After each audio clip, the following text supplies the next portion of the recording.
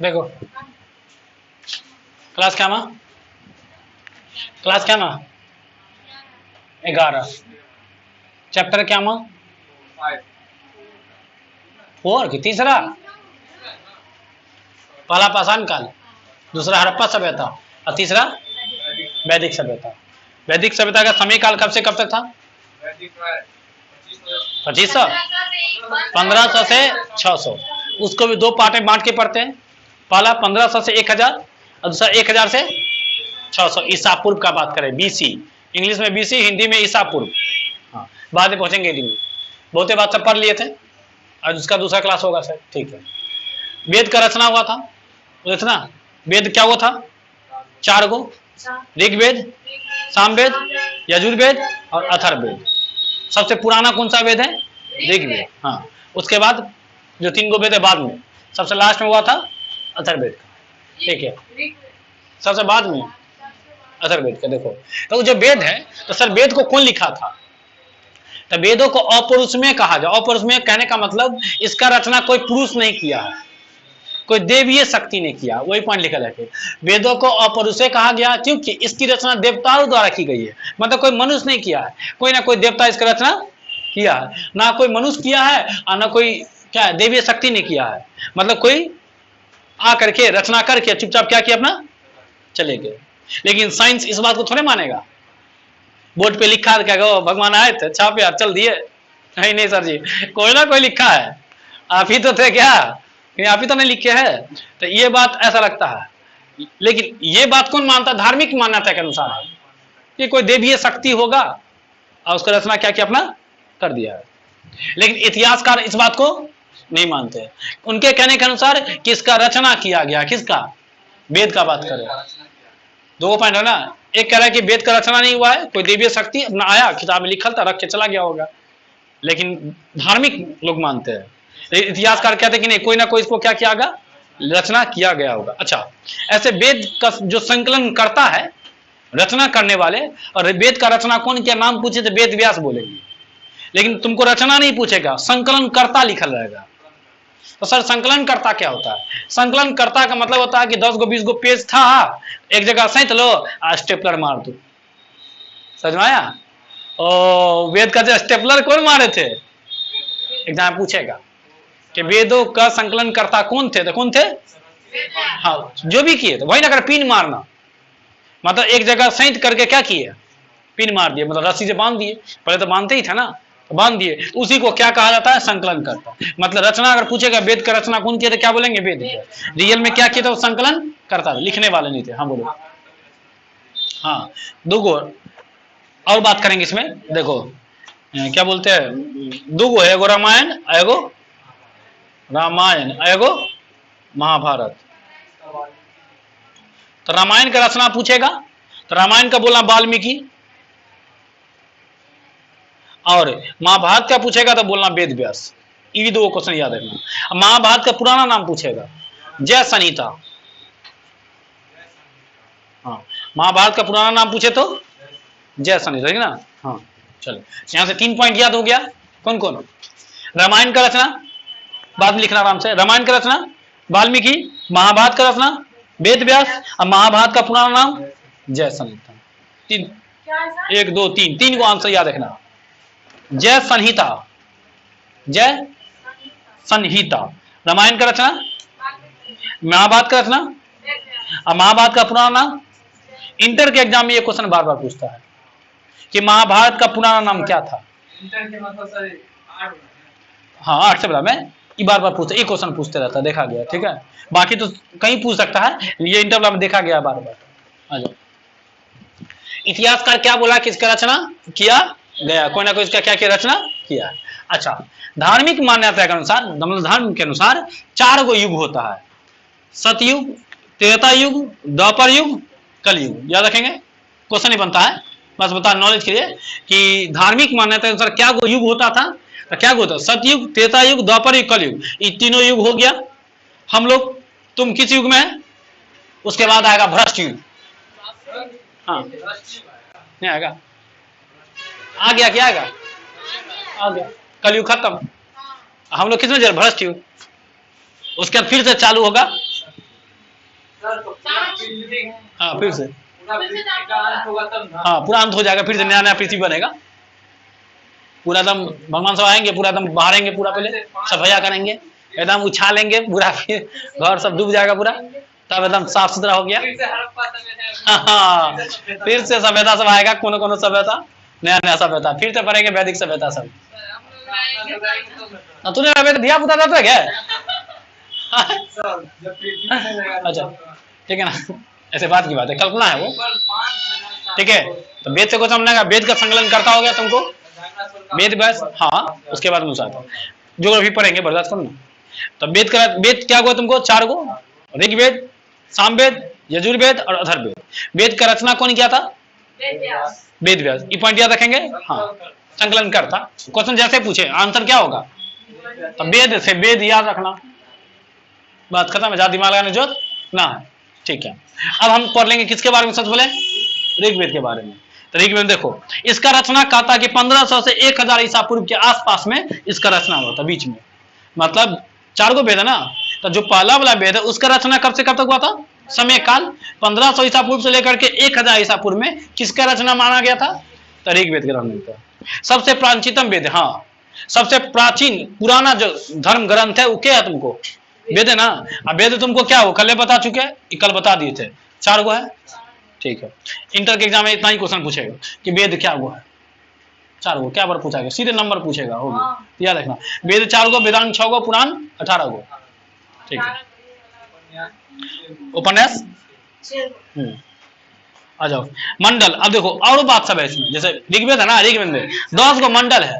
Sir मंडल का मतलब भाग, भाग पाठ, जो ऋग्वेद है उसमें 10 गो पाठ है, 10 पाठ को भाग है, उसको हम लोग मंडल कहते हैं, संस्कृत शब्द है ना, वो लोग क्या बोलता है? तो 10 गो मंडल है और 228 सूक्त है, मंत्र वगैरह है।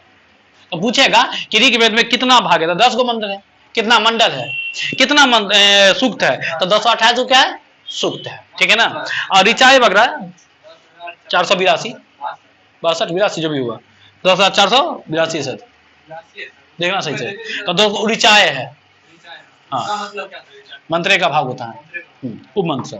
अच्छा सबसे अच्छा 10 गो मंडल है, तो सबसे पुराना मंडल होगा कि नहीं? तो सबसे पुराना मंडल तुमको कौन है? दूसरा और 7वां सबसे पुराना मंडल है। सर पहला होना चाहिए ना, लेकिन नहीं, सबसे पुराना कौन है तुमको? दूसरा मंडल और 7वां मंडल सबसे पुराना मंडल है। और सबसे नया कौन है? पहला और 10वां। पॉइंट समझा? और क्वेश्चन पूछे कि सबसे पुराना मंडल कौन सा है? तो दूसरा और 7वां। सबसे नया मंडल कौन सा है? तो पहला और 10वां। क्वेश्चन कम बनता है, बस नॉलेज के लिए। अब बात करें तीसरा मंडल, तो तीसरा मंडल में, हाँ तीसरा मंडल क्वेश्चन बनता है जो हमारा गायत्री मंत्र है ना, गायत्री मंत्र, मंडल लिख दिया, गलती लिख दिया पे, गायत्री मंत्र, गायत्री मंत्र। तो गायत्री मंत्र तुमको तीसरे मंडल से लिया गया है। गायत्री मंत्र का रचना कौन किया था? विश्वामित्र। क्वेश्चन पूछेगा कि गायत्री मंत्र का रचना कौन किया था? तो गायत्री मंत्र का रचना कौन किया था? विश्वामित्र किया था। और गायत्री मंत्र कौन मंडल से लिया गया है? तो तीसरा मंडल से लिया गया। हाँ वेद पूछ ऋग्वेद, आगे ना ऋग्वेद तो पढ़ रहे हैं, ठीक है। उसके बाद अच्छा जो गायत्री मंत्र लिया गया तुमको, सर गायत्री मंत्र लिया गया ऋग्वेद से, वो किसके लिए लिया गया? तो सूर्य देवता, सूर्य भगवान के लिया गया। लेकिन किसको समर्पित है? दिया किसको गया है? तो दिया है सावित्री को, सावित्री को समर्पित है। कहा किसके लिए गया था?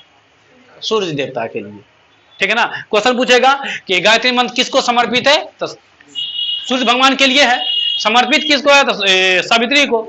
और लिखा कौन है? तो विश्वामित्र। कौन भाग से लिया गया? तो तीसरा मंडल।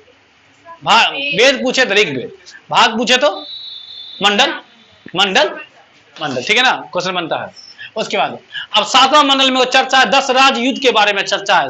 एक युद्ध का चर्चा किया है जिसको 10 राज युद्ध कहा जाता है, जिसका चर्चा तुमको 7वां मंडल में किया गया। मतलब 10 राजाओं के बीच में कोई युद्ध हुआ था जिसका चर्चा किया गया कौन मंडल में? तो पूछेगा कि 10 राजाओं का युद्ध जो हुआ था किस मंडल में चर्चा किया गया इसका? तो 7वां मंडल में चर्चा किया गया, आता है, ठीक है ना, 10 राजाओं का युद्ध, ठीक है। अब पूछेगा कौन नदी के किनारे युद्ध हुआ था? तो रावी नदी के किनारे के 10 राजाओं का युद्ध हुआ था। रावी नदी का पुराना नाम है पुरुषनी नदी, पुराना नाम पुरुषनी नदी। तो ये तुमको कौन मंडल में है? 7वां मंडल। ये क्वेश्चन बनेगा। 9वां मंडल में क्या है देखो, तो सोम देवता के बाद 9वां मंडल में सोम देवता का चर्चा किया गया। कितना बार? 144 बार सोम देवता का उल्लेख किया गया है। क्या मंडल में? 9वां मंडल में।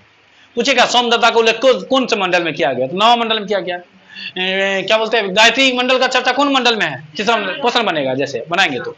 उसके बाद 10वां मंडल ऋषि महासूक्ति है, 10वां मंडल में चर्चा किया वर्ण के बारे में, जो हम लोग जाति है ना वर्ण के बारे में चर्चा किया किसके कौन मंडल में, 10वां मंडल में। 10वां मंडल कौन लिखने वाले थे, ऋषि महासूक्ति है, ये इसके रचना करने वाले थे, लिखने वाले थे। हाँ 10वां मंडल में पॉइंट समझ में कितना, 10वां मंडल कौन लिखने वाले थे, ऋषि महासूक्ति है। ये चर्चा की है वर्ण के बारे में, किसके बारे में, इनके कहने का मतलब कि 4 गो वर्ण होता है। क्या वर्ण होता है, 4 गो। बात की जैसे कौन कौन, ब्राह्मण, क्षत्रिय, वैश्य और शूद्र। लेकिन पहले ये वर्ण बांटे थे, कर्म के आधार पे, किसके आधार पे, लेकिन बाद में यही हो गया धर्म के आधार पे, कर्म के आधार पे। जैसे अगर जो किसी का रक्षा करेगा, दूसरा बाह्य आक्रमण जो होगा, सूरज चाचा खोलो, अगर तुम बाह्य आक्रमण से बचाएगा, जैसे बाहरी आक्रमण होता है यहाँ पे, तुम उसका रक्षा करेगा लोगों का, तो तुम कराएगा क्षत्रिय। क्या कराएगा, क्षत्रिय। अगला पॉइंट है, एक पॉइंट और बताना है तुम्हें। अच्छा, ये ऋषि महासूक्ति का कहने का मतलब क्या था, जो मनुष्य है ना, मनुष्य को उत्पन्न कैसे हुआ है, मनुष्य ब्रह्मा जी से उत्पन्न हुआ। हाँ, किन से उत्पन्न हुआ है, ब्रह्मा जी से उत्पन्न हुआ है। ब्रह्मा जी के मुख से निकला है ब्राह्मण, भुजा से निकला है क्षत्रिय, जांग से निकला है वैश्य, और चवन से निकला है शूद्र। ये बात कौन बोले है, ऋषि महासूक्ति बोले है। कौन मंडल में चर्चा है, तो 10वां मंडल में चर्चा है। अच्छा, शुरू में ये वर्ण कर्म के आधार पे था, जो जैसा कर्म करेगा वैसा उसको धर्म मिलेगा। जैसे मान लो ये कोई किसी का सेवा करेगा तो कहलाएगा तुमको क्या, ब्राह्मण कहलाएगा। जो दूसरे का रक्षा कर, सॉरी क्षत्रिय कहलाएगा, जो रक्षा करेगा। लेकिन जो पूजा पाठ करेगा, ब्राह्मण। पॉइंट आम से, जो पूजा पाठ करेगा, पहले हम ब्राह्मण लिख दिए, तो जो पूजा पाठ करेगा क्या कहलाएगा, ब्राह्मण। जो रक्षा करेगा क्या कहलाएगा, क्षत्रिय। और जो व्यापार करेगा वो क्या कहलाएगा, वैश्य। और जो सेवा करेगा, जो खेती बाड़ी करेगा और इस तीनों वर्ण का सेवा करेगा, उसको क्या कर देंगे तुमको हम, जल्दी लिखिए, नाम यहां नहीं लिखे, शूद्र लिखेंगे यहाँ पे। ठीक कर लेना, छोड़ो अभी आराम से करना, ठीक। तो शूद्र कहलाएगा। पॉइंट समझा, शुरू में किसके आधार पे था, कर्म के आधार पे। किसके आधार पे, तो बता, जो रक्षा करेगा क्या कहलाएगा, जो पूजा पाठ करेगा, हाँ, जो व्यापार करेगा बस, और जो तीनों का सेवा करेगा, खेती बाड़ी करेगा, शूद्र कहलाएगा। ये शुरू में था। कब था, शुरू में, स्टार्टिंग में। लेकिन बाद में उल्टा हो गया, जैसा धर्म वैसा कर्म। मतलब ब्राह्मण का बेटा ब्राह्मण, शुरू में ऐसा नहीं था कि क्षत्रिय का बेटा ही क्षत्रिय है, मतलब ब्राह्मण का बेटा ही पूजा पाठ करेगा, ऐसा कंडीशन। और तुम पूजा पाठ करेगा तो तुम ब्राह्मण कहलाएगा, हाँ, किसी भी जाति का है वो, स्टार्टिंग में। लेकिन बाद में जस्ट अपोजिट हो गया, मतलब ब्राह्मण का बेटा ब्राह्मण। अभी क्या चला है, क्षत्रिय का बेटा क्षत्रिय, मतलब क्षत्रिय का बेटा ही रक्षा करेगा ना, राजा वगैरह बनेगा। ब्राह्मण का बेटा ही पूजा पाठ करेगा, उसका वैश्य का बेटा ही वैश्य, शूद्र का बेटा ही सिद्ध। ये बाद में हो गया। तो शुरू में किसके आधार पे था, कर्म के आधार पे, बाद में किसके आधार पे हो गया, धर्म के आधार पे हो गया। वही बात है, बाद में क्या होगा, बाद में वर्ण धर्म के आधार पे हो गया, है कि नहीं। जैसे ब्राह्मण का बेटा ब्राह्मण, क्षत्रिय का बेटा क्षत्रिय, वैश्य का बेटा वैश्य, और शूद्र का बेटा शूद्र, ऐसा बाद में होगा। पहले ऐसा था नहीं। जो पूजा पाठ करेगा सो क्या कराएगा, चाहे वो क्षत्रिय ही काहे न हो, चाहे वो वैश्य काहे न हो। और तुम रक्षा करेगा तो क्षत्रिय कहलाएगा। तो अगर तुम ब्राह्मण है लेकिन व्यापार करेगा तो वैश्य कहलाएगा। ये शुरू में था, बाद में आकर क्या हो गया, पलट गया, और ऐसे ही चलते रह गया, उल्टा हो गया। वही ना, जिसका तब ना फिक्स हो गया, तब ना आ गया कि राजा का बेटा ही राजा बनता था ना। क्या कंडीशन था, राजा जब आएगा आगे तो राजा का बेटा उत्तराधिकारी बनेगा ना, तो राजा का बेटा ही क्या बनेगा, राजा बनेगा। यही ना होता है। जैसे ब्राह्मण का बेटा ही पूजा पाठ करेगा, मतलब ब्राह्मण होता है, ऐसा अपोजिट हो गया ना। लेकिन शुरू में ऐसा नहीं था। शासक, हाँ, राजतंत्र, राजा। पॉइंट समझ में ना, इतनी बात है। और देखो, वेद का रचना बता दिए, वेद व्यास किए थे।